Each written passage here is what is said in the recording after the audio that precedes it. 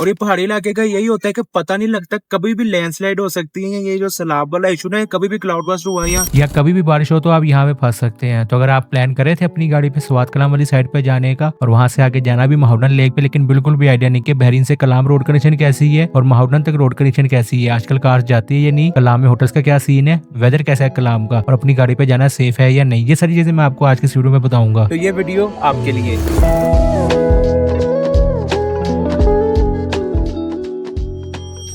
कलाम में ना मुझे रूम 4000 रुपए का मिला था। गर्म पानी कल शाम में भी आता रहा और सुबह भी आता रहा। इलेक्ट्रिसिटी का यहाँ पे थोड़ा सा इशू है, लेकिन वो जनरेटर चला देते तो इतना मसला नहीं बनता। और नेटवर्क का कुछ लोग कह रहे थे पिछले मुझे मैसेजेस भी ऐसे कि कलाम में नेटवर्क नहीं चला। मेरा तो दोनों चलते रहे, मोबलिंग भी चलता रहा, जोंग भी चलता रहा, सारी रात में तकरीबन जोंग पे इंटरनेट चलाता रहा और अभी जोंग पे इंटरनेट चल रहा है।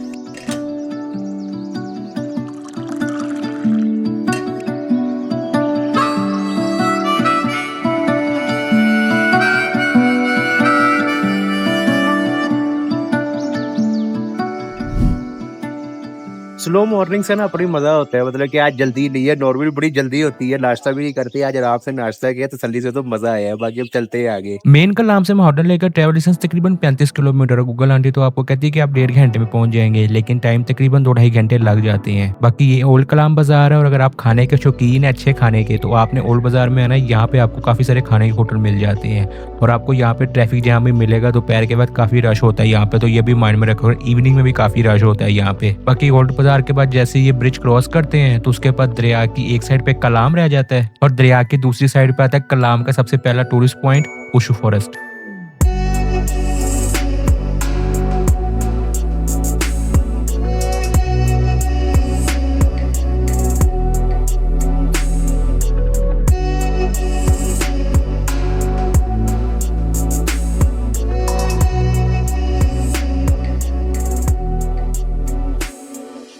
उशू फॉरेस्ट अब दूर से ही अच्छा लगता है। फॉरेस्ट के अंदर हम लोगों ने ब्रेक नहीं लिया, और क्यों नहीं लिया वो जब आप लोग आएंगे तो आपको खुद ही देख के अंदाजा हो जाएगा। बाकी कलाम के वेदर की बात करें तो जब मैं गया था तब तो वेदर बहुत अच्छा था और अभी भी वेदर बहुत अच्छा है। इवनिंग में भी काफी ठंड हो जाती है और मॉर्निंग में भी ठंड होती है। दोपहर में वेदर जो था वो हवा चले तो नॉर्मल हो जाता है, लेकिन अगर हवा ना भी चले, बादल हो, तो गर्मी नहीं फील होती। आज से 1 माह पहले जब धूप निकलती थी तो दोपहर में अक्सर यहाँ पे गर्मी फील होती थी। इवनिंग में भी वेदर को इतना अच्छा नहीं होता था, लेकिन अब वेदर काफी अच्छा हो गया है।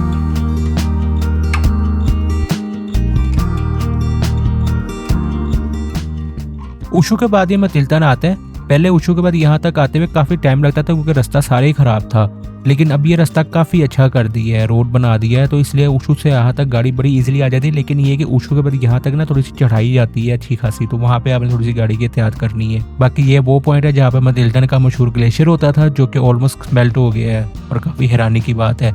बाकी मतिल्ता क्रॉस करती जो रोड है ना, ये खराब होना शुरू होती है। रोड प्लेन है लेकिन थोड़ा सा नैरो भी हो जाता है और इस रोड पे काम भी हो रहा है, जिस वजह से आपको यहाँ पे थोड़ी सी तंगी हो सकती है। तो यहाँ पे आपको गाड़ी की काफी एहतियात करनी पड़ेगी। लेकिन ये है कि पलूगा वैली से 2 किलोमीटर पहले ये रोड काफी अच्छा हो जाता है और पलूगा वैली आते थे तो ये रोड काफी बेहतर हो जाता है, बल्कि नई रोड डाल दी है उन्होंने। ये पलूगा वैली में भी आपको वही एक्टिविटीज है जो पीछे उशू फॉरेस्ट में होती है। ये लास्ट ईयर से कंपेयर करें तो बड़ी इजीली कार पलूगा वैली तक आ जाएगी। अब पलूगा वैली से आगे देखते हैं कि महाउडन तक कार अभी भी जाती है कि नहीं। ये पलूगा वैली से महाउडन का ट्रैवल डिस्टेंस तकरीबन 24 किलोमीटर है। पलूगा वैली क्रॉस करते जो रास्ता ना खराब होना शुरू होता है, रास्ते में काम हो रहा है, कहीं कहीं रोड आ जाता है लेकिन कहीं कहीं टूटा रास्ता आता है, जिस वजह से यहाँ पे ना कई दफा ट्रैफिक का भी इशू बनता है।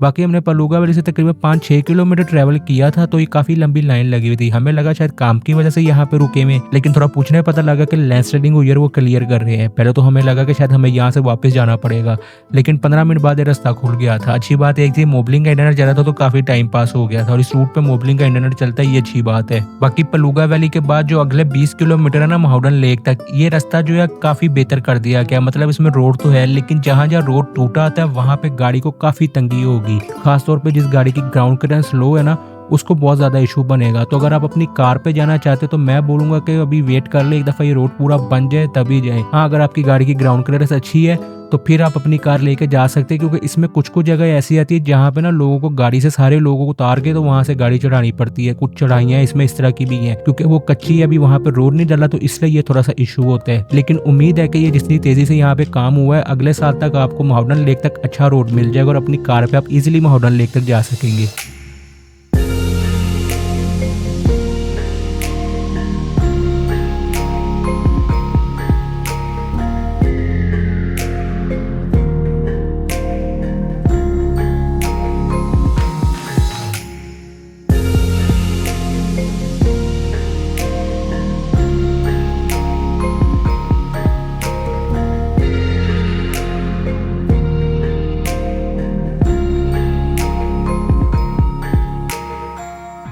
यहाँ पे आपको नाइट स्टे का ऑप्शन भी है। आजकल तो जो टेंट लगा हुआ है वो 2000 रुपए में दे देते 4 बंदों वाला, लेकिन जब सीजन हो बहुत ज्यादा रश हो तो फिर 8, 10, 12 हजार में हो जाता है।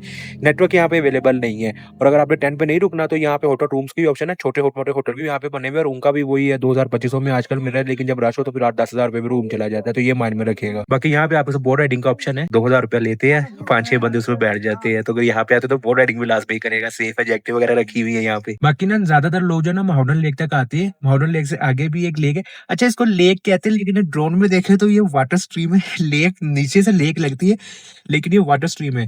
इससे आगे भी एक लेक टाइप इस तरह वाटर स्ट्रीम है, उसका नाम सैफुल है, वो इससे ज्यादा खूबसूरत है। आप वहाँ चलते हैं। हम लोग जिम्मी महावडन लेक के ऊपर ही ले गए थे, लेकिन अगर कीचड़ हो तो आपको शायद गाड़ी पीछे खड़ी करके जाना पड़े, क्योंकि हम 4x4 लगा के लिए गए थे, स्लिपरी था। बाकी सैफुल्ला का जो ट्रेवल डिस्टेंस है वो महावडन लेक से तकरीबन 1.5 किलोमीटर ही है। लेकिन अगर आपकी गाड़ी की ग्राउंड क्लियरेंस अच्छी है तभी सैफुल्ला की तरफ आगे जाएगा, वरना ये महावडन तक ही आएगा। बाकी जगह कैसी है वो आप भी देख लें।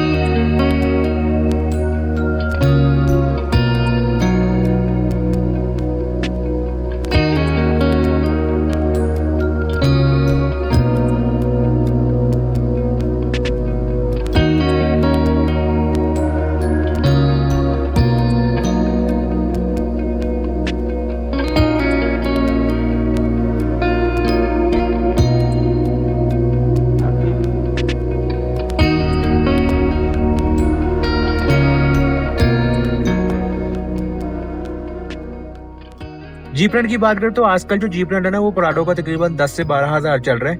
रश ना हो तो तकरीबन 9,000 तक भी ले लेते हैं, रश पे डिपेंड होते हैं। और ये कि अगर आप आते हैं महावडन लेक तो ये सैफुल्ला वाला जो है यहाँ लाजमी आएगा। यहाँ पे आप ना नाइट कैंपिंग भी कर सकते हैं, अपनी कैंपिंग कर सकते हैं। यहाँ पे आपको थोड़े से पैसे देने पड़ते हैं।